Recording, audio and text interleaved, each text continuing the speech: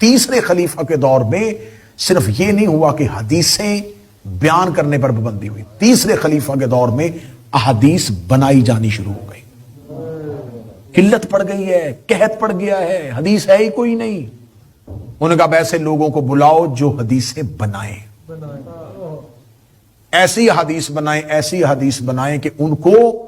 سونا چاندی درہم و دینار تول تول کیے جاتے تھے حدیثیں بیان کرنے۔ یہ سلسلہ چلتا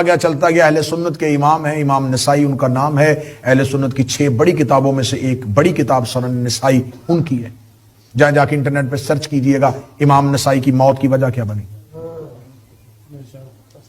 اپنے اماموں کے بارے میں پوچھ لو، چلے ہمارے امام کو چھوڑو، یہ پتا کرو میں اہل سنت سے مخاطب ہوں کہ امام نسائی کی موت کی وجہ کیا بنی۔ امام نسائی کی موت کی وجہ کیا بنی؟ یہ امام المحدثین تھا، اسے بڑی حدیثیں یاد تھی، یہ دمشق گیا، جب یہ دمشق پہنچا تو اس نے دیکھا کہ دمشق میں ممبروں پہ علی کو گالیاں دی جا رہی، گلیوں میں لوگ اگر کسی کو بری گالی دینی ہوتی تھی تو اسے علی کے نام سے مخاطب کر رہے ہیں، یعنی کہ لفظ علی جو قرآن میں عزت کے طور پہ آیا ہے شام میں گالی کے طور پہ دیا جا رہا ہے۔ یہ بزرگ تھا،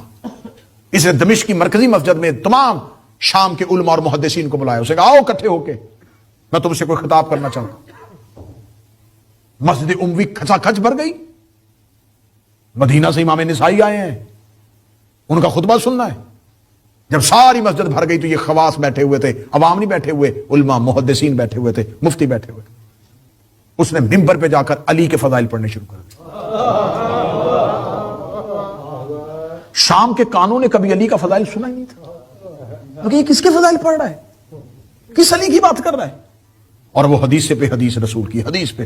حدیث میں نے نبی کو یہ کہتے سنا، نبی نے یہ کہا، سند کے ساتھ نبی کی حدیثیں علی کی شان میں پڑھ۔ اگلے دن پھر لوگ آئے، انہوں نے پھر علی پڑھا، 3 دن میں انہوں نے 180 حدیثیں شام والوں کو علی کی شان میں سنا۔ آج بھی وہ 180 حدیثوں پر مشتمل امام نسائی کی کتاب ہے خصائل علی، اردو میں بھی اس کا ترجمہ ہو چکا ہے۔ 30 دن خبر پہنچ گئی کہ یہ تو علی کے فضائل پڑھے جا رہے ہیں، تو بنی امیہ کے کرندے اور بدماش نوجوان آگے آ کے بیٹھ گئے، اسے کھڑے ہو گئے، سن امام نسائی 30 دن ہو گیا ہم تیری زبان سے سوائے علی کے کچھ نہیں سن رہے،